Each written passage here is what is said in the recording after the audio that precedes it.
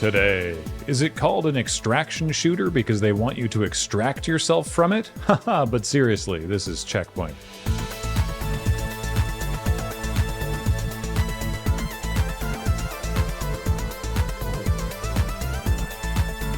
Welcome to CheckPoint with me! And me. But can you remember our names? I'd hope so, because they were just on screen moments ago. And yet that doesn't stop people spelling them wrong in the comments. Curious. Man, you know what's even more dystopian than Roblox's hyper-predatory business practices that trap actual children into a Byzantine maze of upfront fees and subscriptions while dangling the chance at earning literal pennies of real money for hours of labor making content for its platform? That, but with Walmart.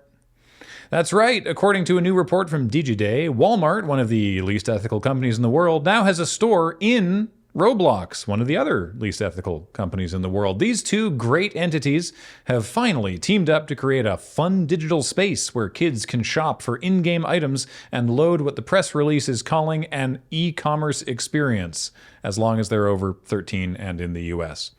Right now, the platform is pretty bare bones. Kids go into the store, try on virtual versions of Walmart items, hop onto the Roblox version of Walmart website, put in an adult's credit card number, and voila, you get digital goods in the game and real stuff shipped to your house.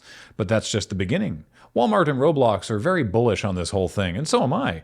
I think in no time we'll see a much bigger Walmart inside Roblox, with even more items like great value macaroni and cheese, great value canned skipjack tuna, and even selected flavors of Quaker Oats instant oatmeal, all of which will be purchasable with Robux, so no matter how old a child is, they can feel proud knowing they're working for hours each week to help feed their family. Stardew Valley launched its most recent update weeks ago, but you can also bring the cozy feels into your kitchen with the new official Stardew Valley cookbook. Recipes from the game have been adapted into the kind of things you could make in your own kitchen if you bothered to clean it once in a while. The book features recipes like rhubarb pie, fiddlehead risotto, and other things I'd look at you weirdly for serving me, including Lucky Lunch. The book is divided into seasons, since ingredients are seasonal, and the book's very fun art is juxtaposed nicely against actual photographs of the food, along with comments from Valley citizens telling you how much they like a food. If you're a fan and you're hungry, you'll probably die of hunger before receiving this book, as it's only in pre-order. So get that order in at your bookstore and raid that community garden on your way home. I'm a fan of books based on video games, and I hope Stardew Valley continues to expand their literary offerings with titles like The Stardew Valley Guide to Trying to Figure Out Where to Stand to Catch a Damn Fish, The Stardew Valley Beginner's Handbook for Modern Day Spelunking, Love in the Valley, or How to Hit on Your Bus Driver, and Stardew Valley Skincare Tips, 30 Daily Uses for Void Mayonnaise. Me, I'm not a Stardew fan. Instead, I'm holding out for the official Fallout cookbook. Who knew you could do so much with bricks of calorie mate and methamphetamines? Escape from Tarkov is something many longtime players of the extraction shooter have finally been able to do, after confidence in developer Battlestate Games was shaken following an announcement and series of disappointing clarifications and non-apologies. A little bit of background that's a keystone to this whole debacle is that Battlestate previously sold a version of the game called the Edge of Darkness Edition for $150, so players could buy into the beta. The game's been in beta for like 8 years, by the way. They stopped selling that edition in January, and one of the most relevant features of it was that purchasers of the EOD edition would receive all future DLC for free. Last week, BSG introduced the Unheard Edition for $250, which included features the community has derided as pay to win, but also included a PvE mode, which was exclusive to owners of that edition of the game. And so began intense debates about what is and is not considered DLC. Among the community, the company has been very firm in their opinion that it is not DLC. According to Battlestate's lead community manager, quote, DLC means additional downloadable content. PvE is a feature and a game mode, stressing just because you all want it to become a DLC, it wouldn't mean it is one. That went over poorly, but not as poorly as a statement from the CEO on the official subreddit, which said EOD buyers would get PvE access for 6 months at some nebulous future date. And even that didn't go as poorly as the follow-up from the CEO, in which he said the classic, "I am very sorry, that fans are experiencing these feelings. Adding fuel to the fire that alleges Battlestate either doesn't understand or simply doesn't care why people are upset, among the changes to placate EOD owners is to add things like a summonable tank, a massively imbalancing ability that even EOD owners themselves are pushing back on because it's just adding more pay to win, more power behind the paywall. As of writing, BSG, Battlestate Games, is not offering anything to the community that they've angered beyond these meager capitulations, and they're certainly not recanting their plans to limit access to PvE, partially because they claim they actually can't give everyone PvE due to technical limitations, which would have been a great thing to plan for, but, they still have time to cross that bridge. They are in early access, after all. Welcome back after the break. And by break, I mean 2022. Yeah, you thought we never returned after the coming up? Sometimes it takes years. Anyway, remember these intricate contraptions? That's the Razer Zephyr, a respirator fitted with N95 filters and enough RGB lights to choke a COVID denier. Razer saw the worldwide mask mania in October 2021 and thought, hey, we're a manufacturer. Why don't we make a contribution and start making masks?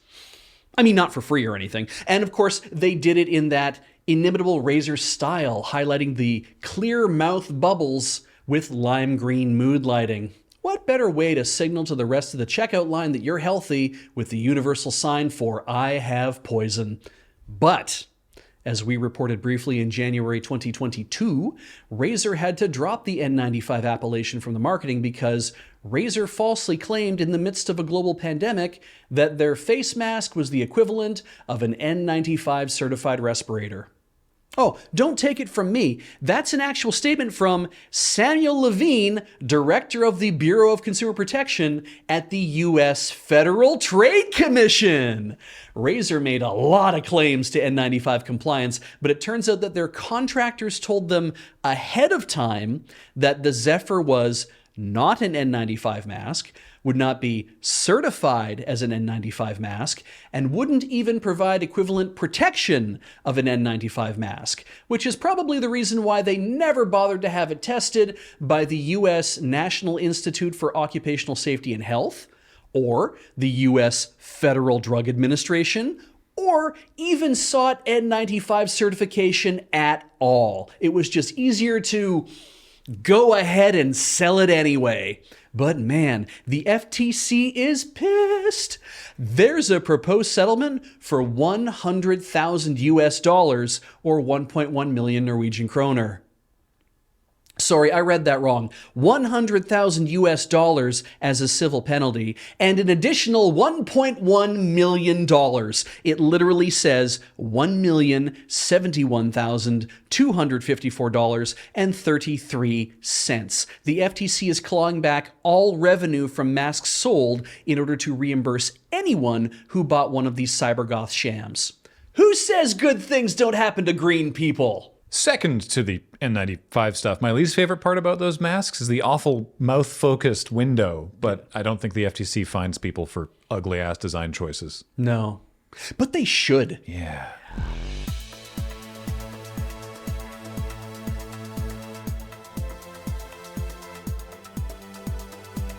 Coming up, Jackbox Games has announced an adult-rated version of their party pack with the Jackbox Naughty Pack. And I didn't know we needed their permission to get nasty. At least now that one friend of yours can't farm easy wins by just answering every prompt with "come." It's very, very funny watching people, I mean, to me, from outside the community, watching the Tarkov people talk about like what is and is not DLC, right? And it's like at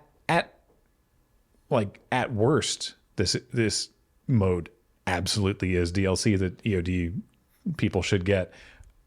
It's their own community manager is like, no, it's a feature of the game and a game mode. And it's like, oh, then it's just part of the game.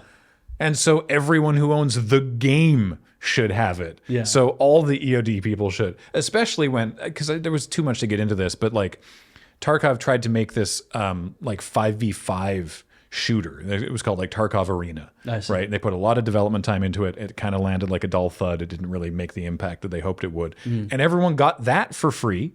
Right. And so people are like, hold up, we got that, but you're not doing The thing that we feel like we might actually, like more people might actually want more of. I mean, we don't really have a good idea of whether a whole bunch of Tarkov players want PvE.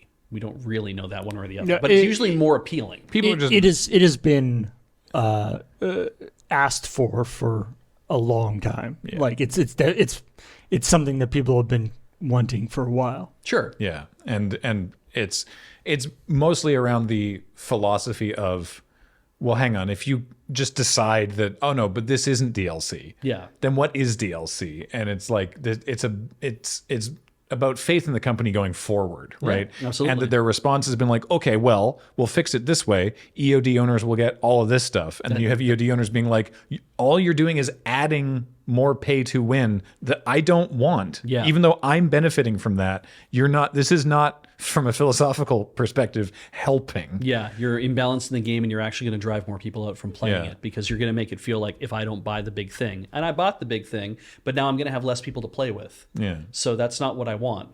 And maybe I'll just not summon the tank ever, but There was a one of it's the like getting a blue check mark, right? It's Yeah. like, oh, that was fine. It's like, no, it isn't fine. one of the features that they said that they were going to add to people who buy the new edition is that the ability to like hide the in-game thing that says you bought that edition.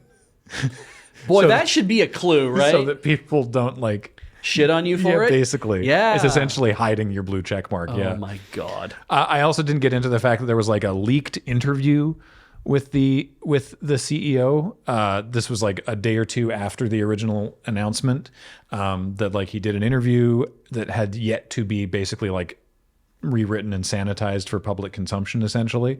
And there wasn't really anything in there apart from just him being kind of blasé about it and just like the English is not the first language, and so there was a question of like, are you gonna make another post about it? And he's like, post about what? He's like, well, the Reddit has been reacting pretty badly to your follow-up announcement. And he basically said, the wording is a little, like, I'm basically paraphrasing, but it's like, well, they're going to feel how they're going to feel. Yeah.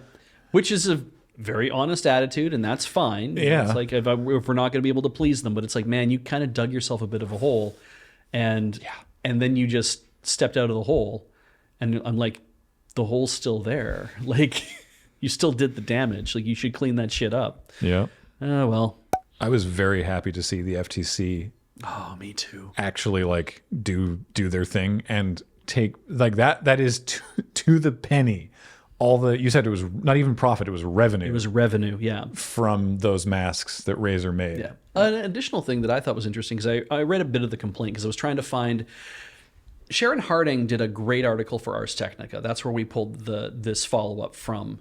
And I was trying to find bits that I could pull from the actual complaint, not just the settlement, because from the complaint, because I'm pretty sure they did the same thing. But I'm like, I wonder if I can find things that maybe didn't get commented on in the article, so I don't feel like I'm just basically copying everything that they've written, right? So I went reading it, and what I discovered, which I'm like, this didn't make it into my story because it doesn't matter, but it was really fascinating, is that it was like, well, who is Razer? And they're like, well, Razer LTE, or whatever the hell the name of the company is, right, is a Singapore-based whatever, you know, it kind of talks about who they are in an article. And then I go down another paragraph in this complaint, and it says Razer Asia Pacific is this, and it is 100% owned by this, and what. I'm like, okay, interesting. And then you go down another paragraph. It's like Razer USA is this, and it's 100% owned by that Asia Pacific, which was of course 100% owned by this whatever other company. It's like, and then it's like Razer Online is a Singapore-owned company, and so I'm like, well, wait, USA is owned by, it's a Delaware corporation, but Asia Pacific is a different corporation owned in another place, and then the main company is owned by the Cayman Islands, or it's registered in the Cayman Islands, and I was kind of like, okay, so I get that this is all tax avoidance. Like this is what this is all about ultimately. Right. But it is really weird to just see corporation after corporation after corporation set up in just like this vertical stack that all have roughly the same names, and then just to be like, oh yeah, they just tick tick tick tick tick tick, and that's how modern capitalism works these days. Oh, are we doing it wrong? I think so. We're just registered here. Should we be somewhere else? If we could be registered in like 7 or 8 different countries. Oh. Yeah. Okay. Then they and we would never know what to do with our taxes. Yeah, no kidding. That sounds like it would be a massive headache for someone. Yep. They probably have an entire people to handle that. Oh yeah, absolutely. So, but that also then made me wonder. I'm like, $1 million clawed back in revenue, and it's the starter pack, not the starter pack, the mask that came with only 3 filters or 6 filters or whatever it was. It's 3 days worth of wear, is what they said. The original mask was $99. For 130, you could buy the starter pack, which came with like 10 filters, I think it was, or 30 filters or whatever. And then you could buy for $30, you could buy the expansion pack, whatever they called it. It was just basically like more filters for your mask. And I'm like, so at $130 divided by $1.1 million would give you an idea of roughly maybe how many of these things that they sold overall, which is, it's a lot, but it's nowhere near the amount of mice they've sold. It's nowhere near the amount of keyboards and other shit that they've sold. And I'm like, this is a great thing that the FTC did. It is ultimately a drop in the bucket, and I'm sure that they will find a way to write it off somehow. But I hope they cannot write off the loss in consumer confidence, that they would just be like, F it, we're making a mask, we'll say it's N95, and we'll get over that hurdle when we get to it. Because that feels like what happened is like, we'll just say we're making one in like May or earlier. They said they're going to make this thing. In October is when they started selling them. And I'm like, oh, you couldn't do it. And rather than just be like, sorry, we have to cancel, like push on ahead and just sell them anyway. And I'm like, by that point, you knew that they were not going to work. And that's awful. That's evil. Yeah. Right? You're telling people it was going to work and it didn't. That's evil. My perception is that the majority of sales of these masks went to either journalists or YouTubers doing videos being like, I tried the Razer Zephyr mask, so you don't have to. They did them in small drops. Like whenever they had them come into stock, they did them in small drops so it would raise the hype. And I don't know if that's because it was hard to get stuff manufactured, because it's still electronic, right? Yeah. But they did them in drops. There was hype associated with it, and percentages of the drop, apparently, according to the FTC, were held for third-party marketplaces. They were held for people who were going to sell them in places like eBay and Facebook Marketplace and stuff. So people doing bulk orders and being like, I want you to give me so many of these so I can sell them at inflated prices in other places. Jesus. So, modern capitalism. Oh, I'm off. Am I off angle? I adjusted a little. Oh, yeah, I'll just sit here. Don't need to do anything. Maybe lose some weight. It would help with the camera framing. It's true. If you did drop a couple pounds. If I could kind of just slim down a bit, I would fit on camera better. This is all grist for the outtake mail, isn't it? Fuck. I'm trying to riff with you, but I don't want to come across as being mean-spirited. You don't want to be vicious about it. Yeah. If you were to say something, what would you say? Something about like, well, the camera adds like 5 pounds or whatever, so you want to at least counteract that kind of thing. Right. Like there's something you could do there, but we don't need to worry about it. Camera adds 5 pounds, but in your case, it's 5 times. I don't know, like. That's a Rodney Dangerfield level. Yeah. Like, I know the camera adds 10 pounds, but for me, it's something I can't figure out exactly where we're going with that. He was the genius. Yeah. And yet, no respect. No respect. No You're respect. right. Wild. I feel like that's like an Onion headline, like Rodney Dangerfield, well respected in his field. Spinning in his grave. Yeah. Notably respected comedian. Yeah. Talk about luck with the women. I can't even get a girlfriend in Stardew Valley following a walkthrough. Good. Excellent. Let's not let this die. I've been workshopping this one during the show. Okay. Fallout. Let me tell you about falling out with my wife. Turns out I'm not that special. Thank good I got high points in endurance, because I've got 0 in luck. That's how I'm able to hold this L. It's good. Man, that's good. That's very recursive. Yeah. That's really good. That's, if you're wondering why I was so bad at operating your prompter today, because my mind was wandering. Seeing my line scroll off the screen, and I'm kind of like, Graham wants me to read faster, so I guess I'll read faster. I was just being bad at my job. I get no respect. I tried playing Escape from Tarkov, and Tarkov was like, hey, you know what? Just leave. Yeah. Oh, man. Rodney Dangerfield jokes in the year of our Lord 2024. Good stuff. May he never die. Patreon.com/loadingreadyrun. And become a member on this channel. Pachow! Shoutouts to the members incoming now, I think. Yeah, absolutely. The music is playing. Woo!